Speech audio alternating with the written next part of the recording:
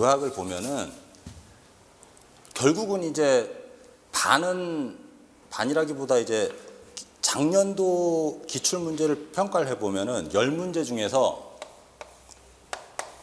10문제 나왔거든요. 큰 문제로. 10문제 중에서 6문제는 상해에서 나왔어요. 상해. 아무래도 이제 손해사정사라는 이 과목 자체가 상해랑 관련이 많은 것 같습니다. 보면.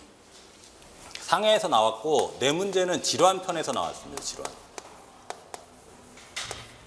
근데 우리가 이제 가르치는 이제 교재 내용은 이제 저희 교재나 다른 교재나 다 마찬가지지만은 이 상해편이 한 4 정도 되고 비율이 질환이 한 6 정도 됩니다. 실제로는 이제 의학 전체로 따지면 이 질환이랑 상해는 비교가 안 될 정도의 분량이에요. 질환이 훨씬 많죠. 깊이도 훨씬 깊고. 그렇지만은 이 의학 이론에서 가리키는 전체 분량은 이렇게 한 6대 4 정도로 질환이 6이고 상해가 4다. 하지만 출제는 상해가 6이고 질환이 4다. 그러니까 우리는 상해보다 집중적으로 해야 된다는 게 나옵니다. 결론은. 언제? 시험 보기 직전에. 그럼 시험 보기 전에는 이 전체적으로 골고루 공부하는 게 좋고, 그건 또 왜 그러냐면은 모든 시험이란 거를 너무 뭐 여기에다 합격하러 오신 거지만은 합격, 불합격만 생각하시면 안 됩니다. 이제는 이제 전반적으로 업무를 잘 하시려면은 제가 보기에는 이런 백그라운드에 대해서 전반적으로 알고 있으면 이게 다 도움이 되는 거예요. 그리고 실제로 그런 마인드로 공부를 해야만 아마 시험 합격하기도 더 쉬우실 거예요. 그리고 어렵거든요, 사실. 제가 봐도 어려웠어요, 시험 문제가. 공부를 안 하면 떨어지는 시험 문제인데 그 어려운 문제를 우리가 이해를 하고 암기를 하려면은 평소 자기가 하던 업무랑 그거를 접목시켜서 이해를 해야 됩니다. 그러니까 의과대학 학생들이 실습 왜 나가느냐? 앉아서 책만 봐도 할 수 있는데 실습 왜 나가느냐? 백날 책만 보면은 그 순간에는 암기가 되지만은 그거 지나면 까먹습니다. 근데 가서 환자를 한 명 딱 보면 아, 이게 그때 왜 그렇게 됐구나. 그리고 이 환자는 실제로 책에는 이렇게 나왔는데 실제로 해보니까 그렇게 나오더라. 그거를 이해하게 되는 거거든요. 그거를 이해하려면은 여러분들의 평소 다 이 업종에 종사하는 분이기 때문에 그거랑 연관을 시킬 줄 알아야 된다. 그러면 훨씬 이해가 쉽습니다. 그리고 양이 방대하고 내용이 점점점 질환으로 가면 좀 어렵습니다. 사실은 어려워지기 때문에 한 번 이거 내가 2달 강의 들어가지고 다 알아야지. 그러시면 참 좋겠지만 저는 참고로 의과대학을 6년 졸업하고 인턴 1년, 레이던트 4년에 군의관 3년을 해서 14년 동안 해도 요거를 다시 가르치려고 일주일에 한 20시간 이상 공부를 해가지고 온 거예요. 왜냐하면 다시 다 까먹으니까. 그만큼 어려운 거니까 우리가 이제 반복적으로 해야겠다는 그런 생각을 하셔야 되고 한 번 해가지고 다 이해할 수는 없는 거다.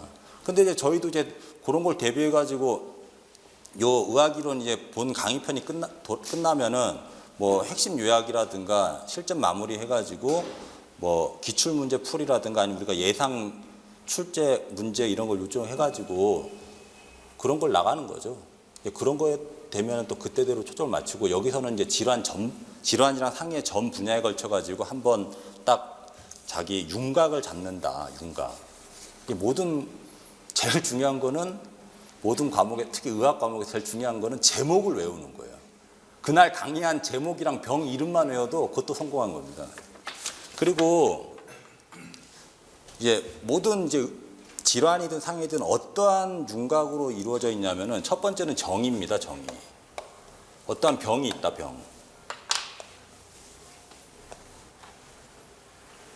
자, 어떠한 병이나 상해가 있다. 상해도 결국은 병이니까 이 병이 있으면은 첫 번째는 이제 이 병의 정의가 있어요. 정의. 뭐 어떠한 거는 이 병이라 그럴 거다. 정의가 있고 두 번째는 뭐가 있냐면은 이 병은 어떠한 때 걸린다. 그걸 뭐라 그러냐면 우리가 병태생리라 그럽니다.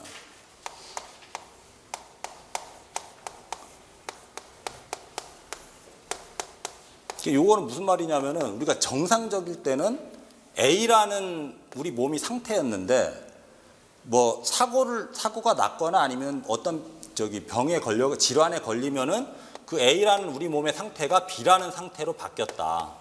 그럼 우리가 이제 이 병을 치료하기 위해서는 요 B라는 상태를 A로 반대로 돌려주면은 병이 낫는 거거든요.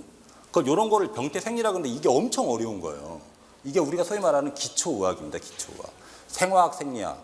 그래서 우리는 이 병태생리를 의과대 학생들도 무지 어려워하고 사실 의사들도 어려워하는데 이 병태생리를 살짝만 터치하고 넘어가야지 요거를 깊게 파고들 생각을 하면 절대 안 된다.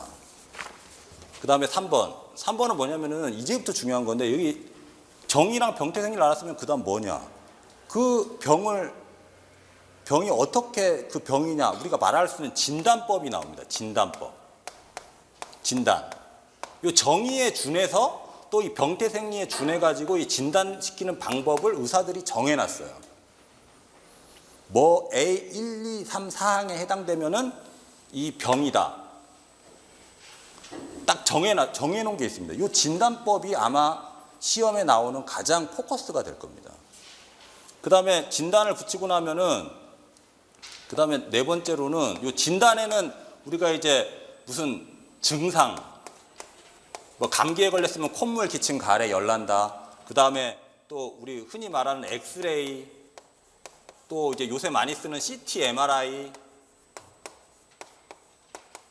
뭐 이런 것들이 다 포함됩니다. 이 진단에. 이 진단이 포커스예요. 간단히 말씀드리면. 요 손해사용자 시험에서는 진단이 포커스입니다. 그리고 그 다음 마지막 나온 게 치료인데 실제로 우리가 이 앞에서 1, 2, 3번을 하는 모든 이유는 요 4번 치료를 하려고 하는 거거든요. 근데 치료는 어렵습니다. 무지하게 어려워요. 그리고 이거는 말로 치면은 쉬워. 암이면은 수술하고 다리 부러지면 수술하는 거지. 그럼 수술할 때 어떻게 할 거냐? 뭐 뼈랑 뼈로 붙이고 무슨 뭐 K 와이어를 넣고 그런 거는 알면은 좋습니다. 알면은 좋지만 그런 거는 전문의 과정에서 이루어지는 거기 때문에 치료는 크게 두 가지로 분류를 해서 아시면 됩니다. 하나는 뭐냐면 우리 흔히 말하는 보존적 치료.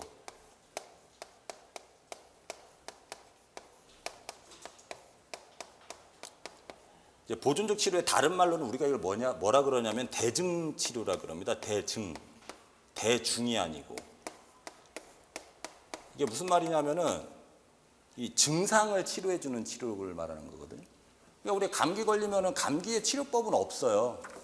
무슨 치료를 하고 있냐면은 열 나니까 해열제 써서 열 떨어뜨려 주고 또 기침, 가래, 콧물 생기니까 기침 떨어뜨리는 약, 콧물 잠재워 주는 약 이런 거를 처방해서 환자를 좀 편하게 해주면은 결국은 환자의 몸에 있는 면역이 그 감기균을 이겨내는 거거든요. 그러나 이런 보존적 치료, 그러니까 수술은 안 하면서 우리가 환자를 좀 편하게 해주면은 환자 몸이 결국은 이겨내게 해주는 그런 치료를 말하는 거고, 이제 외상에서는 이 보존적 치료가 주로 뭐냐면은 흔히 말하는 반기부스나 기부스를 대주는 겁니다. 그러면은 반기부스나 기부스 대준다는 거는 뼈를 맞춰서 우리가 고정만 해주면 뼈가 몸 안에서 스스로 치료를 해주는 거죠.